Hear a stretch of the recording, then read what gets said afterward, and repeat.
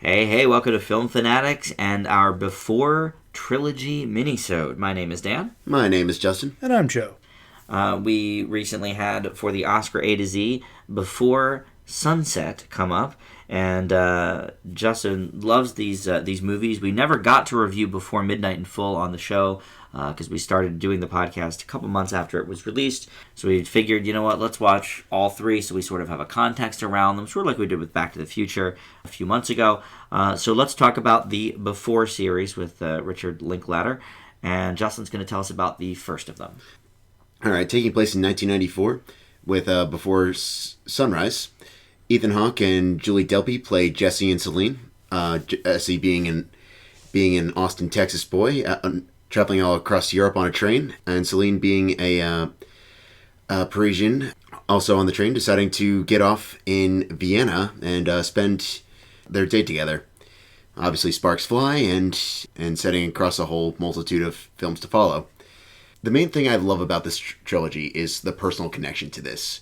You can tell straight out the gate, Linklater, Hawke, and Delpy have a really big attachment to this. They co-wrote all three movies. And I thought that was something that really, really set forth in each movie, but in its own way with each one. I like the balance between both sort of the naivety that sort of comes from being in one's 20s, but also tackling the culture of being in Europe. And I thought it was interesting bouncing from segment to segment.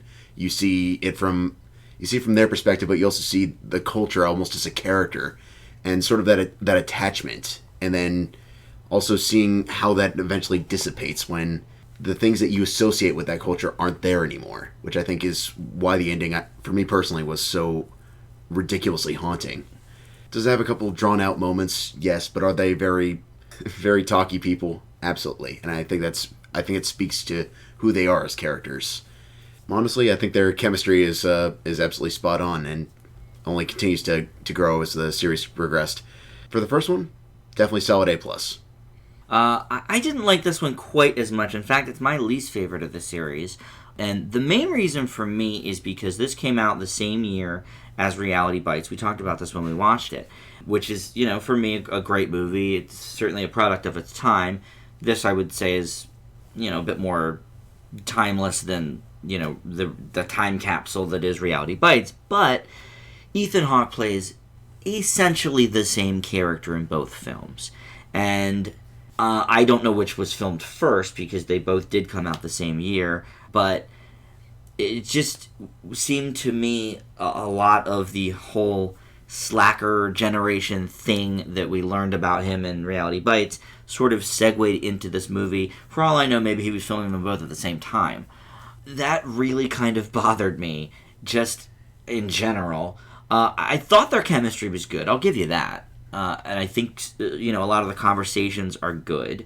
I do like the ending a lot. I think haunting is a pretty good word for it, I guess, because you really don't know what's going to happen at that point, and certainly nobody knew there was going to be a franchise made of it, so it was sort of a standalone piece at the time. But, yeah, it was definitely missing something for me, most likely because of the Hawke performance. I leave it with a B+. Joe? Okay. Well, I actually am kind of in agreement with you, Dan. I think this one is probably my least favorite of the three. And I'm sure that with the investment the director and the actors have in it, that they know what kind of movie it is, for sure. But that doesn't mean I necessarily have to like everything about it. Mm-hmm. The actors definitely have a lot of great chemistry. A lot of the dialogue is very good. But I think sometimes it goes on a little too long. Sometimes I think it does delve a little bit into pretentiousness. But at least it knows that. So, you can't really dock it too much for that. Yeah, I don't think it was trying to hide that. No, I mean, it's self-aware enough. Yeah. And I guess that's okay, but doesn't mean I have to like all of it. It certainly seems accurate to reflecting that youthfulness and that the flightiness of these two people and kind of embracing it. But despite that, at the core of it is still good conversation. And I think that's the strongest thing about it. Still, it went on a little bit long in some pieces for me. I leave it with an A-. Okay. Well, I guess we'll find out if that A+ is, holding true for the whole trilogy here for Justin. I know you do love the third one, but we've never really discussed the second one. We've briefly touched on Before Midnight on the show, just in the end of year wrap up, which was your favorite movie of that year. Yes. Wasn't it? Second favorite? Was then Inside Llewyn Davis. Oh, then we saw Llewyn Davis. You're right. You're right. But originally, anyway. Yes, So yes. still one of the best Upper tier. of the year, for you. But for me, that would go to the second film, and that is Before Sunset. Here's a movie where it takes place 9 years later, and Jesse is a popular book author, and the book he wrote was about his night with Celine 9 years earlier, and sort of their tryst and what happened. And so it starts off with this book reading and signing, and she shows up because it's in Paris, and so she recognized him and went to meet up. And we learned from this second movie that she never did make that ill-fated, I guess I should say, trip when they decided to meet up at the end of the first film and say, hey, be here in such and such amount of time. We'll both be here. She did not show. He moved on, heartbroken, and is now married with a child in the second installment.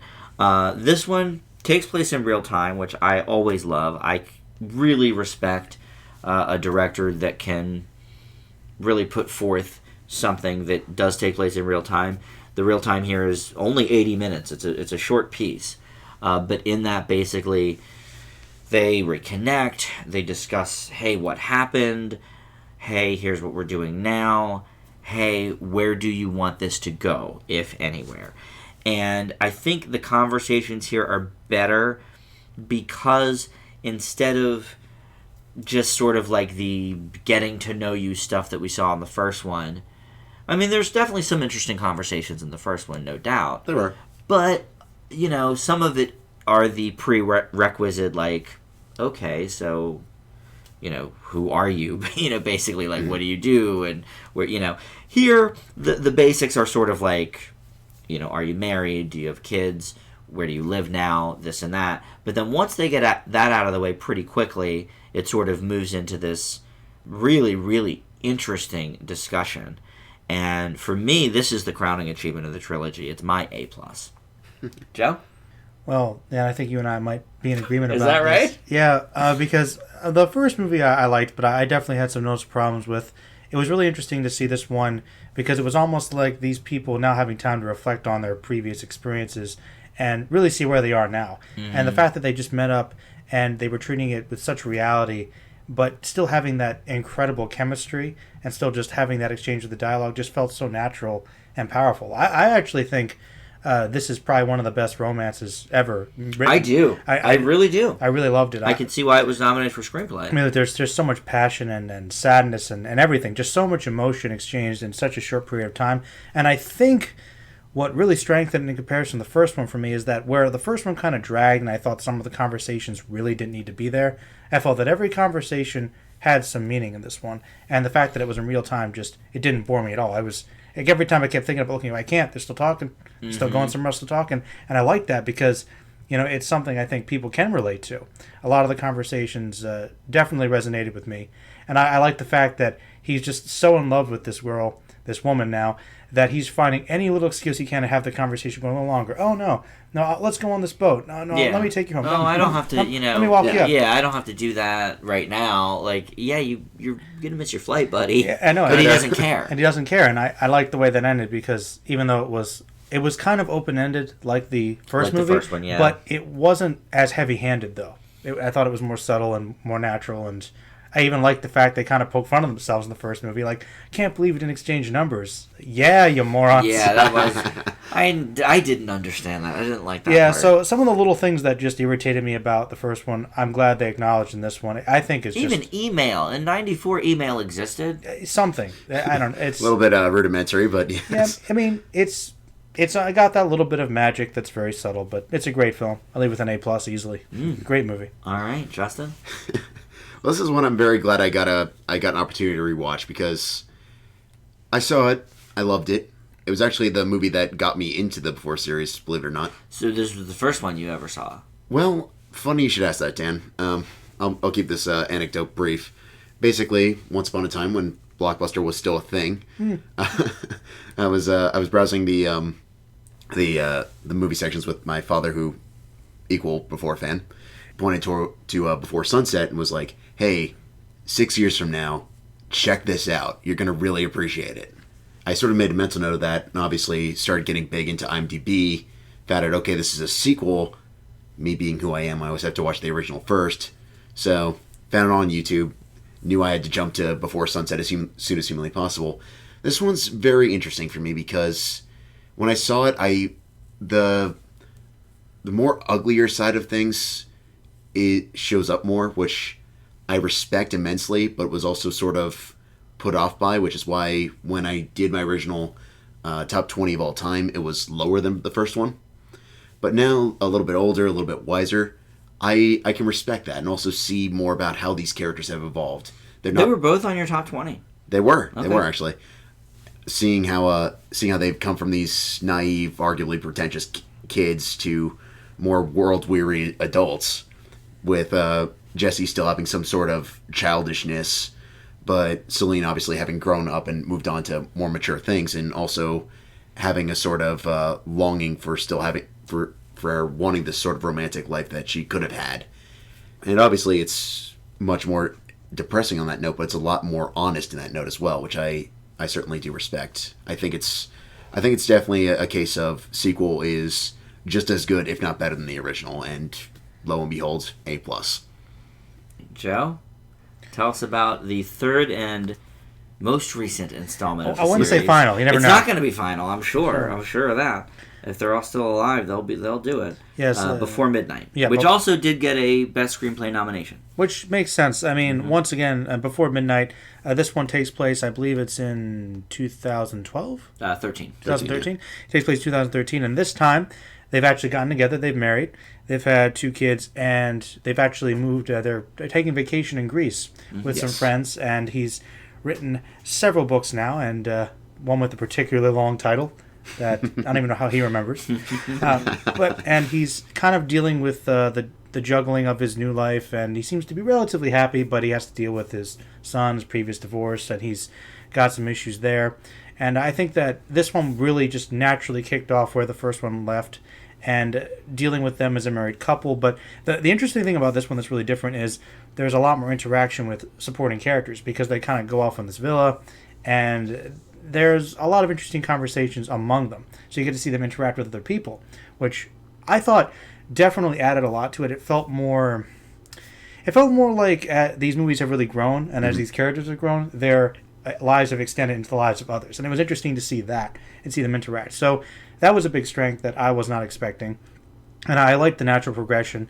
And once again, I think this one might actually be the most beautiful. I don't know if it's just the Greek countryside. Is it the word that we can't say on Film Fanatics? It's the word, but I think this one, I don't know, I really liked the way this one was shot. And I thought it was a nice, warm progression. Definitely from, as honest as the other one was, I guess you could say, Justin, this one kind of returns to some of the romanticism of the first one, but obviously with them more adult now, having segmented their relationship a bit more, it's sort of more balanced. And I like that. And it still feels like the same characters just growing, and I don't know, it just felt natural to me. The only negative I could think of is that because there's so many other characters for them to bounce off of, I feel like there's a little less of them, which I kind of missed. So, all things considered, though, it was still very good. Leave it with an A. Okay. Justin? Well, it's definitely not Waking Life where they show up and then you never see them again. But I guess that would be what, 1.5? Yeah, it's arguably non-canon, but... Well, it may have been a dream, or was it a dream? Whoa. Got to see that one to get the true completion of the franchise. I don't know what Waking Life is. Linklater philosophy vignettes with them randomly showing up. Surreal philosophy lesson in being short version. And they come in and play Celine and Jesse? And talk about... they have a bit as Jesse and Celine. Oh, that's kind of cool. They're in bed and they're wish you told me that. I would have watched that. It's like philosophy, I love you. End scene. Okay. Yeah. They show up for like 2 minutes, you never see them again. But no, this one I think kind of splits the difference between 1 and 2, which is why I like it so much. The first one was certainly the more like hopeless romantic. The second one was a lot more honest, but also kind of depressing in that note. Realistically depressing, but certainly depressing. This one kind of tried to find that balance, and I really did appreciate that. You're right, Joe. There's much more interaction with side characters, and I think the side characters have a lot of personality, which I definitely do appreciate. I think that adds a lot new context to the current life that they're in. The one thing I kind of wish, just as like a, not necessarily a downside, but thing I would have still liked to have seen is a little bit more of their current family life, like dealing with their daughters, who I believe have like one line, dealing with actually seeing Jesse's ex, which I think is certainly the driving force of this movie, but then again, I guess it keeps along the theme of the other two movies. We're only seeing one instance kind of removed from everything else anyway. So no, I liked it. We didn't see her. Apparently she wasn't very great anyway. No, not quite, but but no, I feel like this one has romantic side still, gets dark like 2 does, but then still sort of gives you this optimistic angle by the end of it, which I certainly do appreciate. And three times, and I would say probably my personal favorite of the series, I live with an A+. Interesting. The only trip A+ series for me is Toy Story. Joe, do you have any that are any series that 3 or more movies get an A+? Lord of the Rings, maybe? I don't know. I don't really like Indiana Jones? No. Excluding 4. No, I didn't say the whole series, but if 3 or more Wait. in it. Star Wars. Original trilogy. I don't think they're all A+. Interesting. I don't know. Actually, I don't think so. Yeah, it's rare for sure. You both pretty much said it. I mean, I think the addition of the extra characters is definitely interesting, but I do sort of miss the dynamic between the two of them, and I would have maybe liked, like you said, Justin, a little more of the two of them plus the kids. I like the opening sequence with Jesse and his son from the first marriage, and seeing how that relationship has come. Now, when I saw this originally with you, Justin, this was my first exposure to anything, so I had no real context for this. I liked the conversations. I thought Celine was really a pill. And I have to admit, she still is. In this particular movie, she really is kind of a pill. I think you knew that was going to happen, though. Well, that's sort of the type of I knew it was happening because this was the one I already saw. Yeah. But she, she's... It's believable. She's hoity-toity in the first two, but she's more likable, I feel like, maybe, in the first two than she is in this. I think this... I'm not saying she's unrealistic in any way. She complains all the time. I'm not saying she's unrealistic for a second, but she is sometimes hard to watch. She's a wife. She is. And, Justin, you said this one gets dark like 2. This gets like pitch way black. darker than... Yeah, this is like pitch black. 2's like a gray. I mean, 2 doesn't get that... 2 is more lamenting that they didn't get together. It's sad. It's tragic. Yeah, 2 is more tragic rather than dark. This is like... Dark. Let's have an all-out knockdown drag-out and, see what happens. And I agree. I sort of like the dynamic at the beginning with the Greek family and everything. But I'm glad they dropped them after the first maybe 20 minutes or so. And then, we get the Celine and Jesse show again. On original viewing, I gave this an A- with 0 context. But I do bump it up to an A for this one. It is definitely the second best of all 3.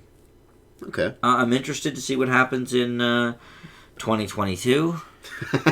They do the whole 9-year thing. I mean, that seems... Yeah. If the last one does in fact end up becoming basically before equivalent of a more, but...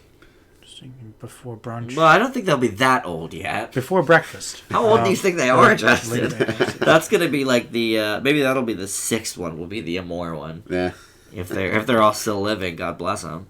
I don't know how old Linklater is. He's definitely older than them, though. 50s. Oh, yeah. I mean, he made Dazed and Confused when Ethan Hawke was still probably, 20. A baby, Yeah.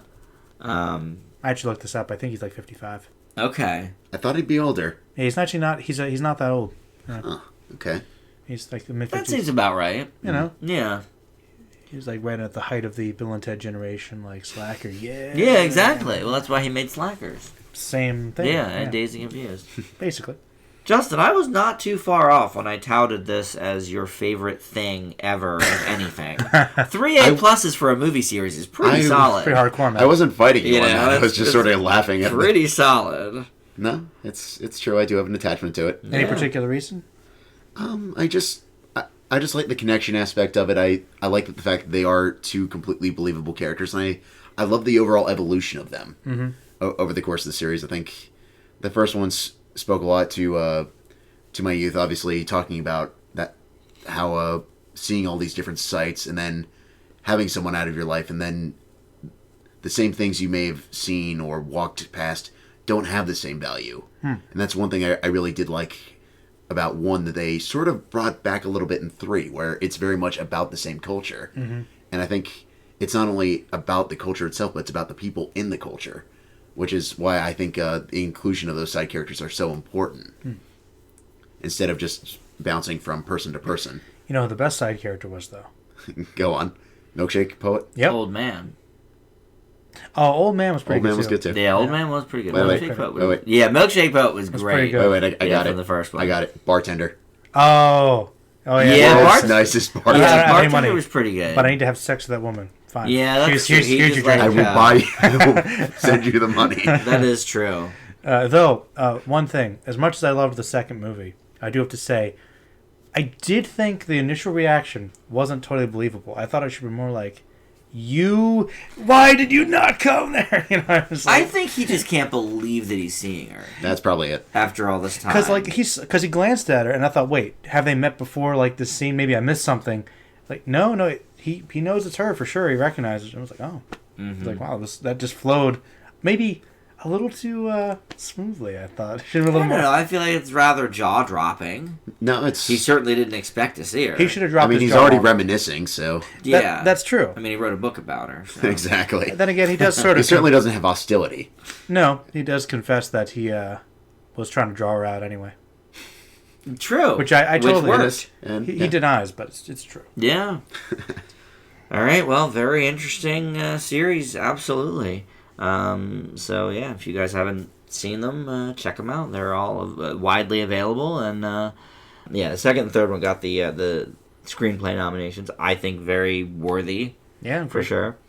All right, well, that is going to do it for this minisode. Join us next week for another full episode, and you can check us out on Facebook, Film Fanatics with an exclamation point,